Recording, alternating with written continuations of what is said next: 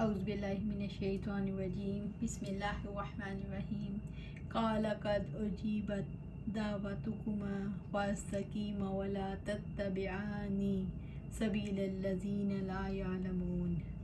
اللہ تعالیٰ نے فرمایا کہ بلا شبہ تم دونوں کی دعا قبول کر لی گئی، چنانچہ تم دونوں ثابت قدم رہو اور ان کے راستے کی ہرگز اتباع نہ کرو جو نہیں جانتے۔ سورۃ یونس آیا 89۔ قال قد اجیبت دعوتکما، اللہ تعالیٰ نے فرمایا بلا شبہ تم دونوں کی دعا قبول کر لی گئی۔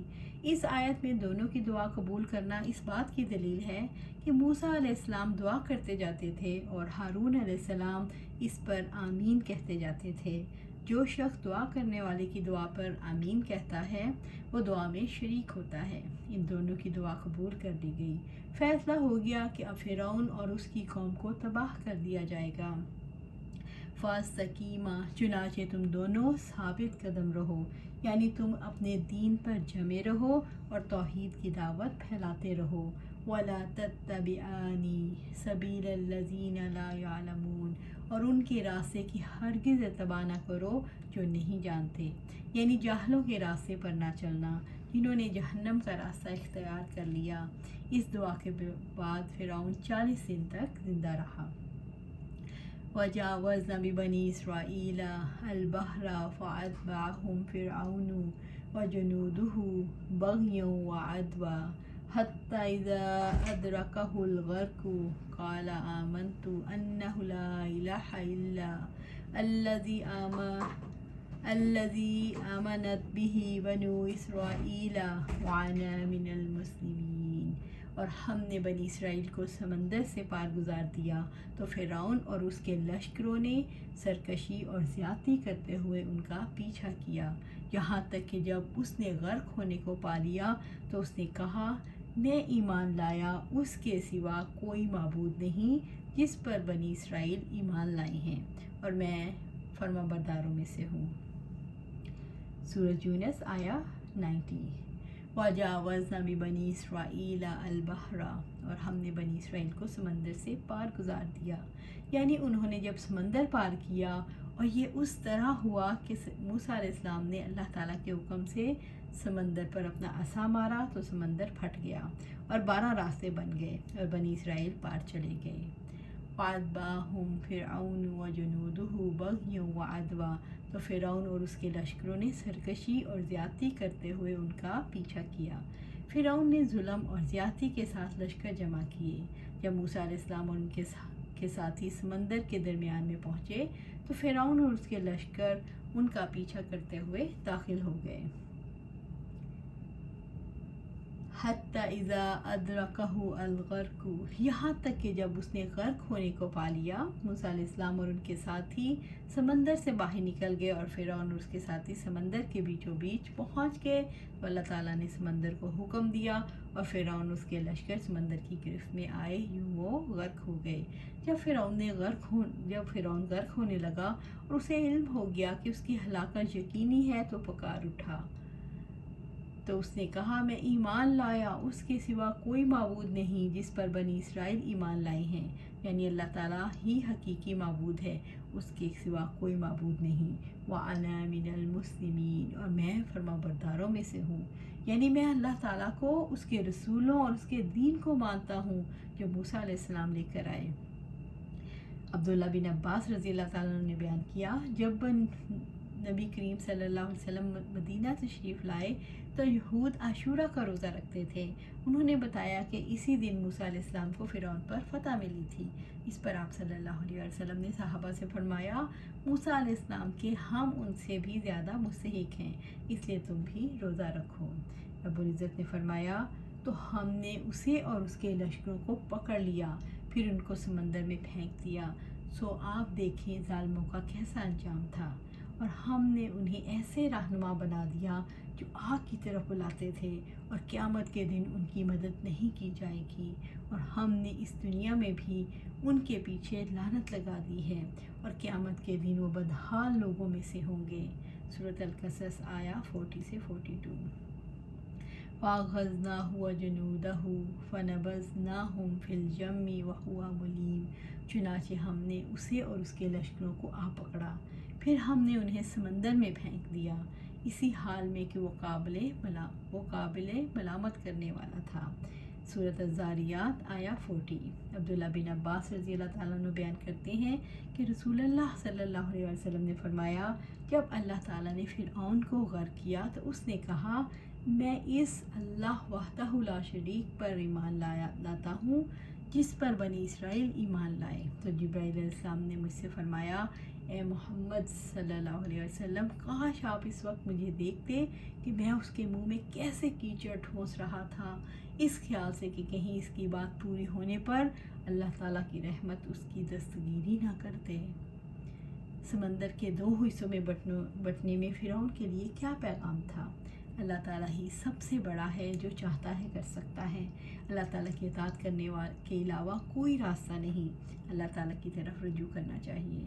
फ़िरौन ने इस वाक़े से सबक क्यों नहीं लिया?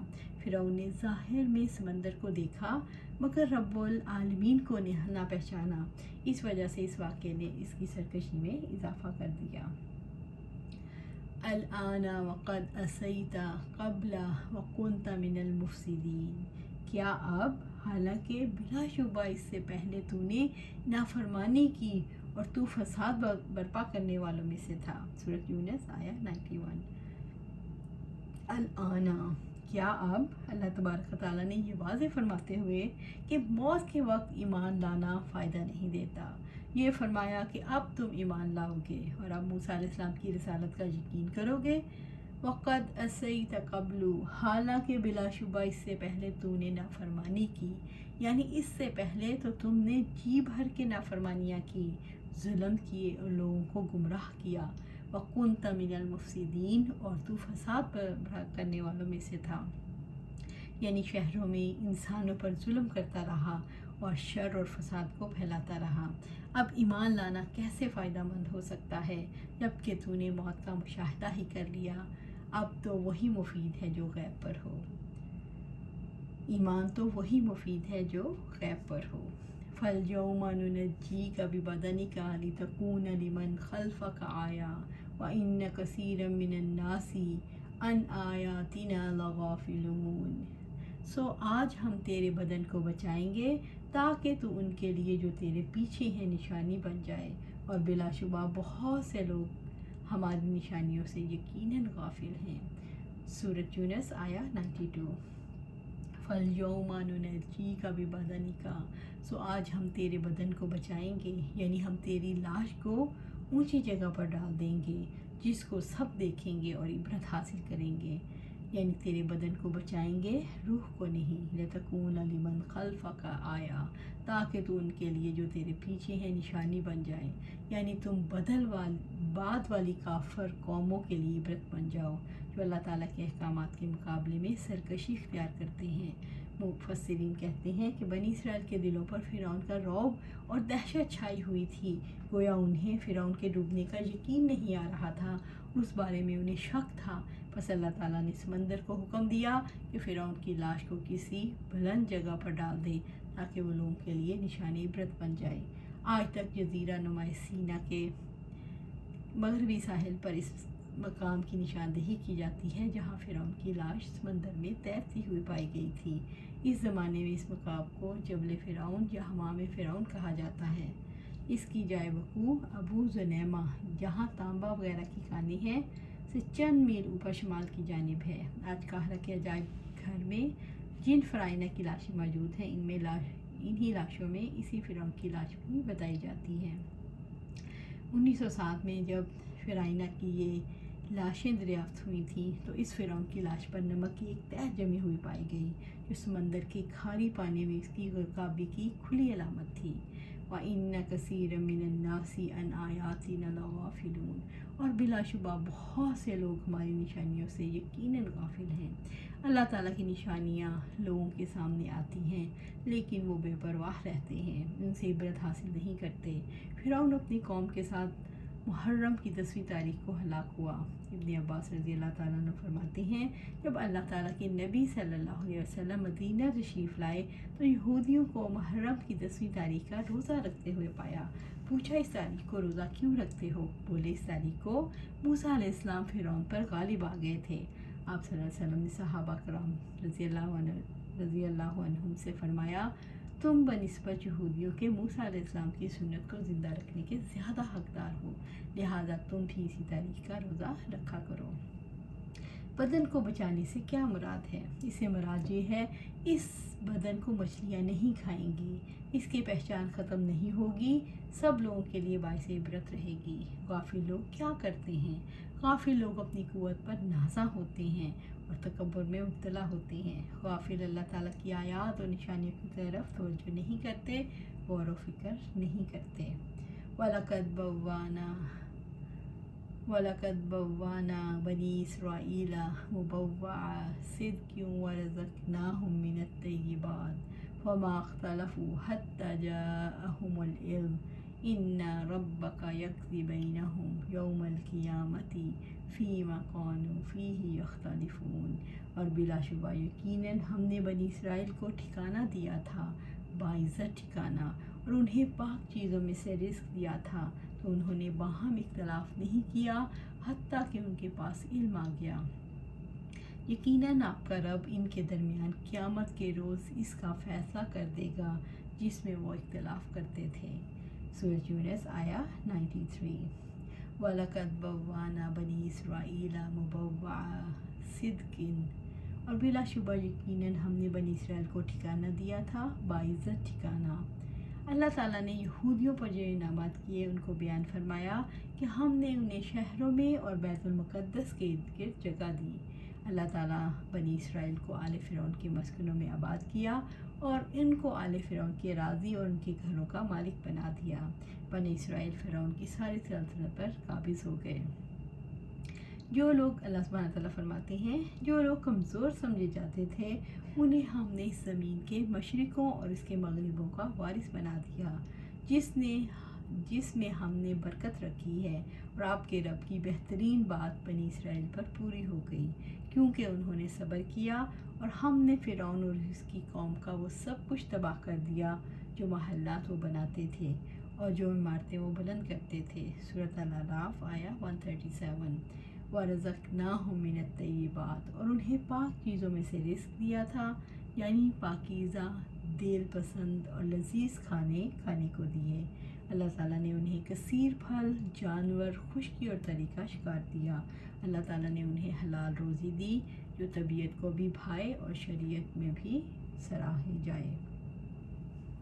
فما اختلفوا، تو انہوں نے باہم اختلاف نہیں کیا، یعنی انہوں نے حق کے بارے میں اختلاف کیے، انہوں نے اپنے دینی امور کے بارے میں اختلافات کیے اور مختلف ٹکڑوں میں بٹ گئے، حالانکہ پہلے وہ ایک ہی طریقے پر تھے جس میں کوئی اختلاف نہیں تھا۔ بنی اسرائیل اپنی خواہشات کے پیچھے لگ گئے جو حق کے مخالف تھی، انہوں نے ایک دوسرے پر ظلم کیا تو ان کے درمیان بہت زیادہ اختلاف ہو گیا۔ علم بنی اسرائیل کو متحد رکھتے ہوئے تھا، مگر جب انہوں نے علم پر خواہشات کو ترجیح دی تو ان میں اختلافات پیدا ہو گئے۔ بنی اسرائیل کو اللہ تعالیٰ نے کب پرامن اور مضبوط اصول پر چلنے والے معاشرے میں خوشحال زندگی گزارنے کا موقع دیا۔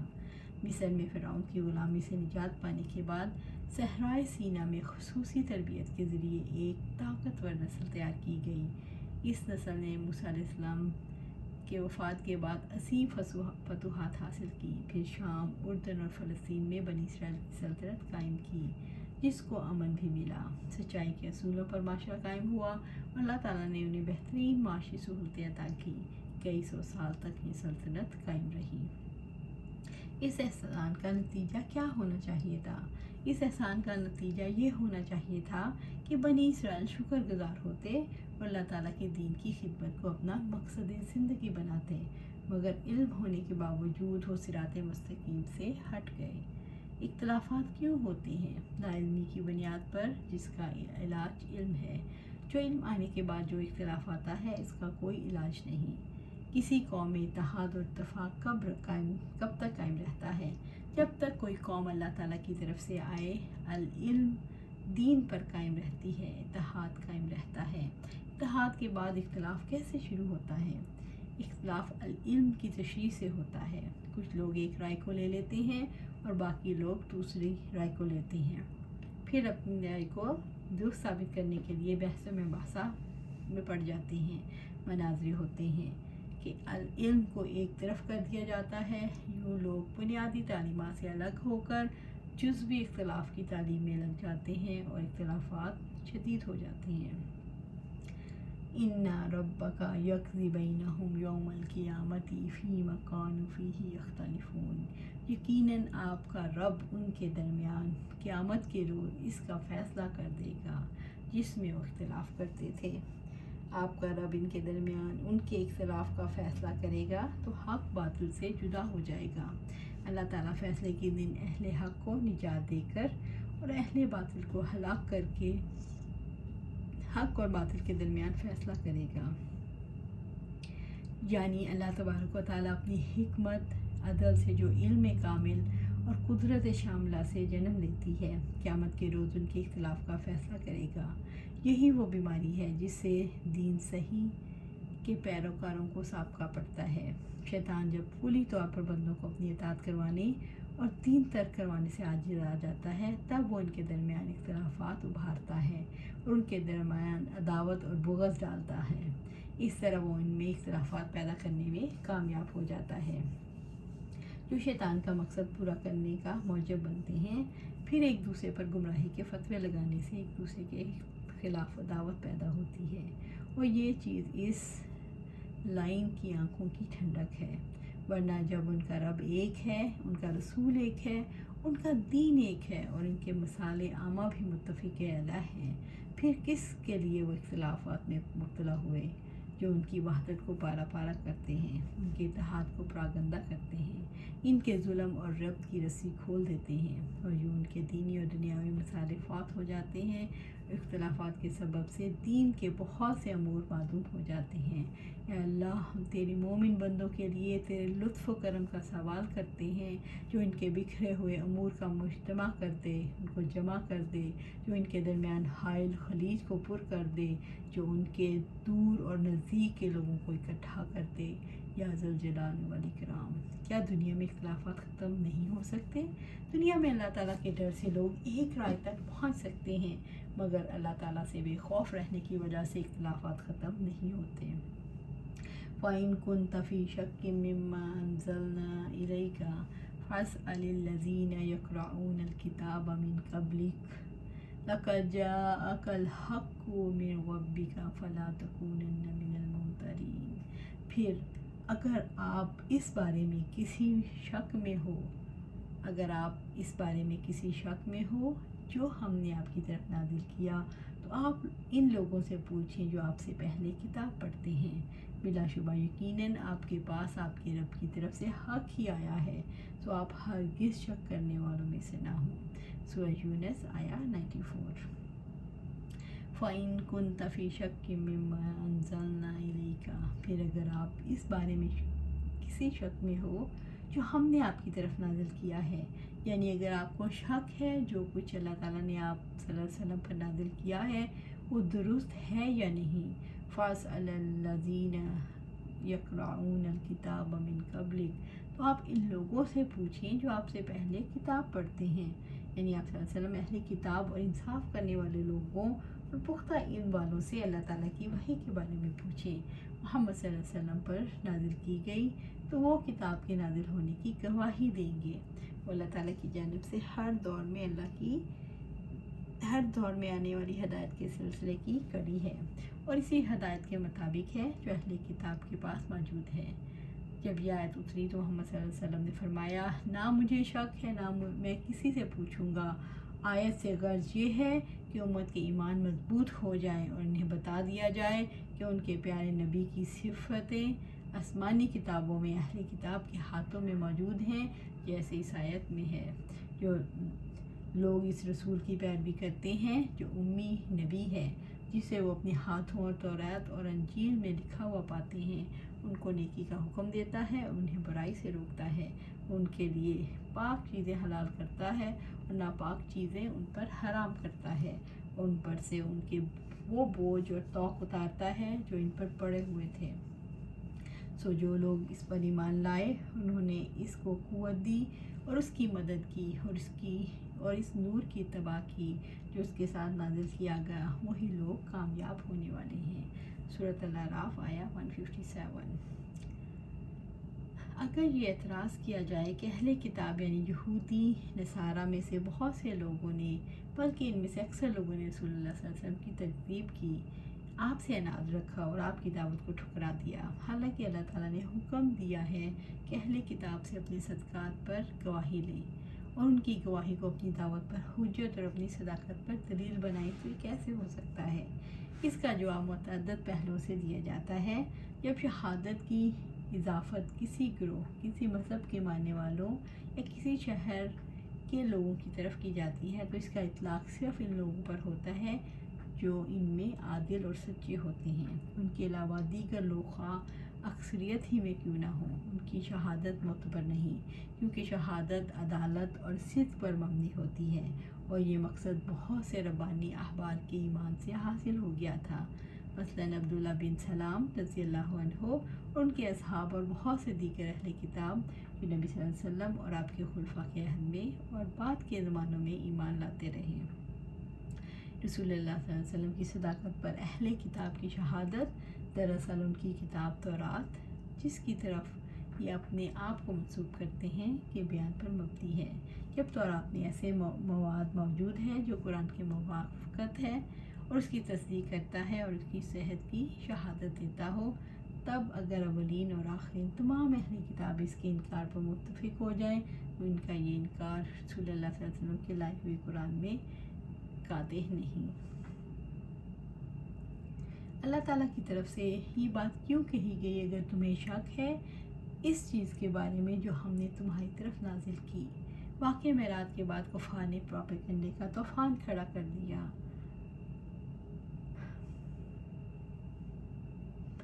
حضرت خدیجہ رضی اللہ تعالیٰ عنہ اور ابو طالب انتقال کر چکے تھے اور اہل ایمان پر سختیاں شدید ہو چکی تھیں، اور اسلام کی دعوت سخت دشمنی کی وجہ سے ٹھٹر کر رہ گئی، اور ان حالات کا رسول اللہ صلی اللہ علیہ وسلم پر اثر تھا، اس لیے آپ کو تسلی دی گئی کہ آپ صلی اللہ علیہ وسلم کے پاس حق کی آیا ہے۔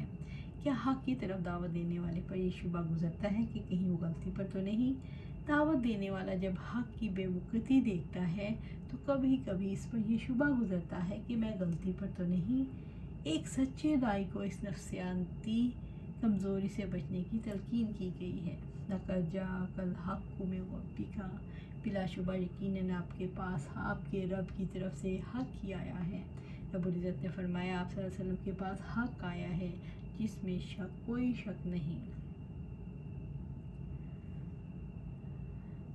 وَلَا تَكُونَنَّ مِنَ الَّذِينَ كَذَّبُوا بِآيَاتِ اللَّهِ فَتَكُونَ مِنَ الْخَاسِرِينَ،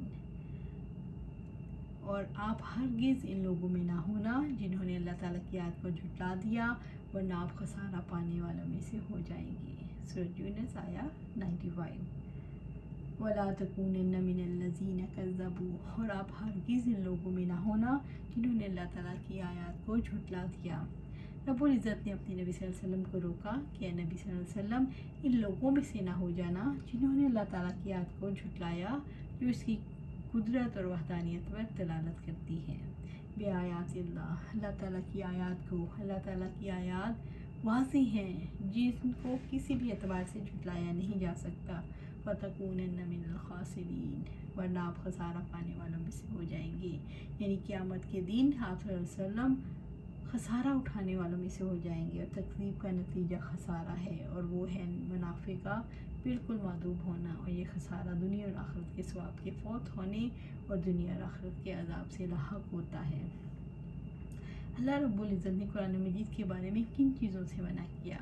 ان دونوں آیات کا حاصل یہ ہے کہ اللہ تعالیٰ نے قرآن کریم کے بارے میں دو چیزوں سے منع کیا: قرآن مجید میں شک کرنا اور اس کے بارے میں جھگڑنا، اور اس سے بھی شدید تر چیز اس کی تکذیب کرنا ہے، حالانکہ یہ اللہ تعالیٰ کی واضح آیات ہیں جن کو کسی لحاظ سے بھی جھٹلایا نہیں جا سکتا۔